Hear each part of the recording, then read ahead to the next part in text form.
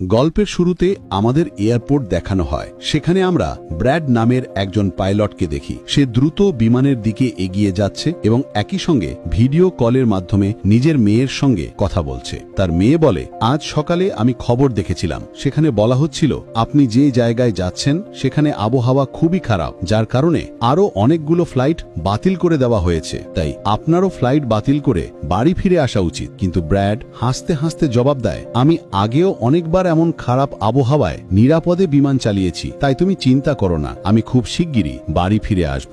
এটা শুনে তার মেয়ে খুশি হয়ে কল কেটে দেয়। এরপর ব্র্যাড বিমানের ককপিটে এসে কো পাইলটের সঙ্গে দেখা করে। কো পাইলট একটু নার্ভাস ছিল, কারণ আজই সে প্রথমবারের মতো ফ্লাইট চালাতে যাচ্ছে। ঠিক তখনই এক এয়ার হোস্টেস এসে ব্র্যাডকে বাইরে ডাক দেয়। বাইরে একজন পুলিশ অফিসার ব্র্যাডকে জানায় যে জরুরি পরিস্থিতির কারণে তাকে একজন খুনিকে সঙ্গে নিতে হবে, যার নাম টনি। টনি একজন খুব শক্তিশালী এবং বিপজ্জনক মানুষ, যার বিরুদ্ধে খুনের মামলা রয়েছে। এখন তাকে বিমানের মাধ্যমে অন্য দেশে নিয়ে গিয়ে যাবজ্জীবন কারাদণ্ডের জন্য জেলে পাঠানো হবে। পুলিশ অফিসার ব্র্যাডকে বলে যে এই দায়িত্ব তোমাকে দেওয়া হচ্ছে কারণ তুমি একজন যোগ্য এবং বুদ্ধিমান পাইলট। ব্র্যাড রাজি হয়ে যায় এবং টনিকে বিমানের একদম পিছনের সিটে বসিয়ে দেয়, যাতে অন্য যাত্রীরা কোনো অসুবিধায় না পড়ে। এরপর সব যাত্রী তাদের আসনে বসে পড়ে এবং ব্র্যাড বিমানকর্মীদের কাছে গিয়ে নিশ্চিত করে যে সব যাত্রী এসে গেছে। এরপর বিমানটি টেক অফ করে আকাশে উঠে যায়। নির্দিষ্ট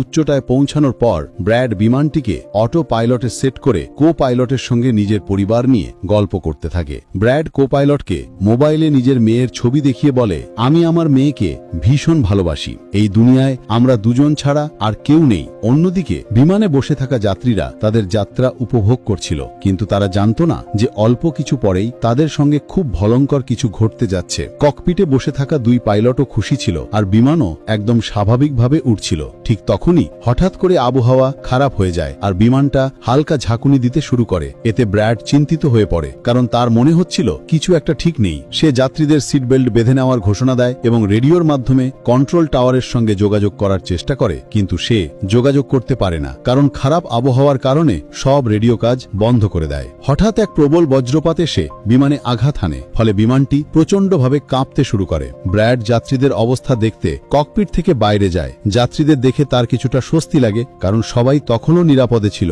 কিন্তু ধীরে ধীরে বিমানের লাইটগুলো নিভে যেতে শুরু করে আর তখনই আবারও বিমানটিতে তীব্র ঝাঁকুনি লাগে। এতে ব্র্যাডের মাথা সামনের ছাদের সঙ্গে ধাক্কা খেয়ে সে মাটিতে পড়ে যায় এবং তার কপালে আঘাত লাগে। এই পরিস্থিতি দেখে সব যাত্রী ভয় ও আতঙ্কে কাঁপতে শুরু করে। ব্র্যাড দ্রুত আবার ককপিটে ফিরে আসে এবং নিজের সহ পাইলটের সঙ্গে মিলে বিমানটি